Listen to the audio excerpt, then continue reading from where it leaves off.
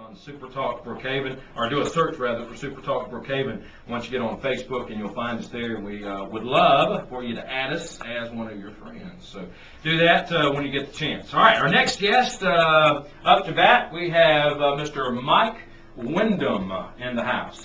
He's a native of Brookhaven and a graduate of the University of Mississippi, and has worked in radio and television for a few years, haven't you? I worked in radio and TV back while I was in high school. I worked at a radio station here in Brookhaven.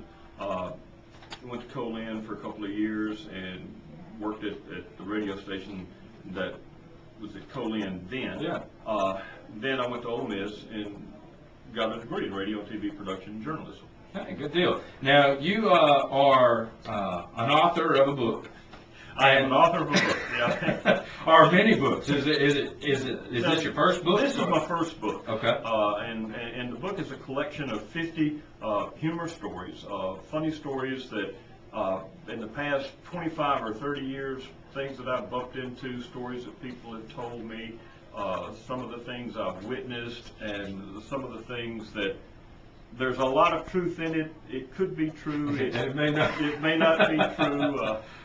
Sometimes there was some alcohol involved. And right. Now, the book, for folks listening on the radio, you've written this book, and it's called David Earl's ABCs. That's right. And Adventures, Beer, and Characters.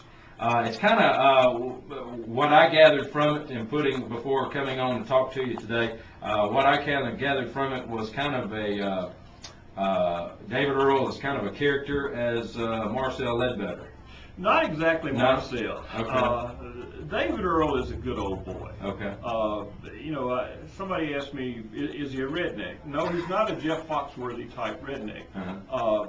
In every southern community, in every small town in Mississippi, you know somebody who's graduated from college and has a business, has been successful, but throughout the course of life, he's always said, sometimes it's better to ask forgiveness than ask permission. Mm-hmm. And sometimes, you realize why you should have asked permission, because you can get in a lot of trouble anyhow. Right. And so David Earl has these ideas, and he has these concepts, and he gets these just really good ideas to go do something, and he doesn't think it all the way through. And usually it comes back and bites him. Sometimes it bites him a whole lot, and sometimes it just kind of nibbles on him. Right.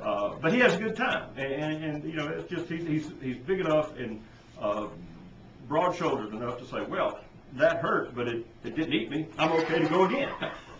Right. Now, some of these stories have been published in other places too, haven't they? Beth Jacks up in Cleveland, Mississippi, has an online magazine, and she's the one that published the first probably half dozen of these stories. And I started writing the stories really about 4 or 5 years ago. I've been writing essays and stories and newspaper articles and magazine articles, both for pleasure and for business all my adult life. And I just said, I'm going to try writing some Southern humor and seeing if some of the stories that I've seen, if I can put them on paper and get them to a point where they can entertain somebody and cause a chuckle or a little laughter. And I submitted them to Beth Jackson in her newsletter, and she said, these are pretty good. And she has been publishing them. And I've got a couple of other friends that, I would send, what do you think of this story? Well, I like it. And Debbie King, here in Brookhaven, has been telling me for the last 2 years, you need to put these together and try to get them published. The way this book came about is still amazing to me, because last December I had no idea that I was going to have a book published this year. I found a publisher here in Mississippi, Dogwood Press up in Brandon. They have about 7 or 8 titles that they've got on bookshelves and that they've published.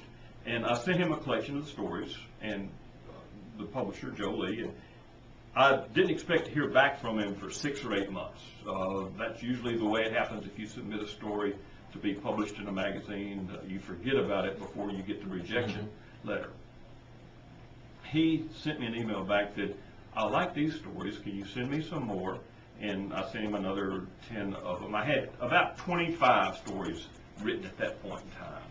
And he called me and he said, when can you come to Jackson? When can we meet and talk about these stories? And I'd like to publish a book in 2010. We went and met and spent about 4 hours together, and when I left, driving back home, I said, well, this man wants to publish a book next year, and I've got a whole year to write another 25 or 30 stories. He called me about a week later, and he said, and in his publishing schedule, he had a book that was supposed to come out this June, this month, which was nonfiction, and it was about Mississippi baseball. And he said, that book will not be finished in time. But if you can finish the next 25 or 30 stories, and if you can meet an April 1 deadline, your book, instead of coming out next year, we can have it on the shelves this year. I said, sure, I can do that. Went home and said, how in the world am I going to do this? Right. Put all these together. and stuck my head in the sand, and sat down and worked until we got the stories crafted, and then we put it all together, and here on the first week of June we have a book. All right. Now the book is available at different bookstores, or where do you get it? There's some bookstores here in Brookhaven that have ordered the book. Okay. We scheduled to release the book tomorrow. Okay. The book has really not been made available to the public until June 5th. We've got a book signing at the Brookhaven Library tomorrow. The time is going to be between 4 p.m. and 6 p.m. The newspaper has a different time and all, but we scheduled between 4 p.m. and 6 p.m. at the library tomorrow. There's a couple of stores here in town that have said they want to carry the book. We haven't got the books to them. Right. Hopefully we'll have them this weekend. All right, you got the David Earl's ABCs, Adventures, Beer, and Characters by Mike Windham, and there's a book signing tomorrow here at the Brookhaven Library, just a rock's throw away from here. And folks can come and get the book there. They get it signed.